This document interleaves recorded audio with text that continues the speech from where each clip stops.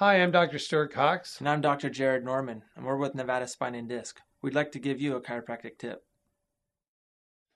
If you're currently seeing a chiropractor and you're wondering about during what length of time would you expect to begin to experience positive results where the level of pain is beginning to subside,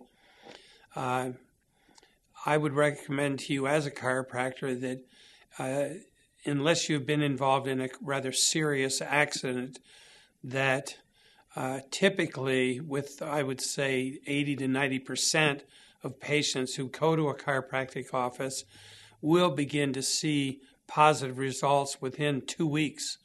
And if you're not receiving results within 2 weeks, it might potentially be time for you to consider asking the doctor what his expectations for you are. Because as a chiropractor, I can tell you that those a 2-week window from beginning through the second week, you definitely should begin to notice improvements. And if the chiropractor that you are seeing is not able to give you a reasonable explanation, it might be time for you to consider a second opinion. One of the biggest objections that I've heard of people actually going to a chiropractor is that they've heard that the adjustments can be painful or very uncomfortable.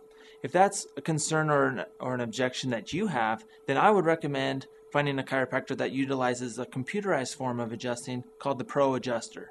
Now, the Pro Adjuster is a computerized form of adjusting which is very comfortable and very safe. And all of our patients that we have that utilize this treatment, they love it, and they actually prefer this type of treatment over the other manual treatments. There are many benefits in being treated with the Pro Adjuster. One is that there's no pain or discomfort with the treatment. Two is that you can actually get the same amazing results as you would get with the traditional chiropractic, but once again without that pain or discomfort. And number three is that you can actually see on the computer screen a scan of how the spine is moving before the treatment and then once again after the treatment. And with that scan, you will be able to see if the treatment that you have received has been effective in the treatment of your neck or low back pain. A question I get asked all the time is, what is a good exercise for my low back? Now, after you've suffered a low back injury, I don't recommend doing exercises where you actually bend your back very much. Now, it's important to try to find exercises where your back is able to be kept almost straight. And the best exercise that I've found for that is called the plank exercise. Now, this isn't solely for the low back, it's also for the abdominals and the whole entire core muscle area, okay? So I'm just going to go ahead and show you how to do this exercise. You're going to come down, you're going to be on your elbows and your toes. So you're going to get your elbows in line with your shoulders. Start on your knees like this to make it easy to come up. And then you're just going to lift up your hips and hold it on your toes. Now, when you're in this position, you want to keep your head nice and straight, looking right down towards your hands. Don't look up and don't look down, because that'll cause a lot of stress on your neck. Okay? Another part of this of the exercise is you don't want to lift up your butt like this, and you don't want to dip like this, because that'll hurt your low back. So once again, you start up on your knees like this, and you come up on your toes, keep your body straight and your head straight ahead. All right?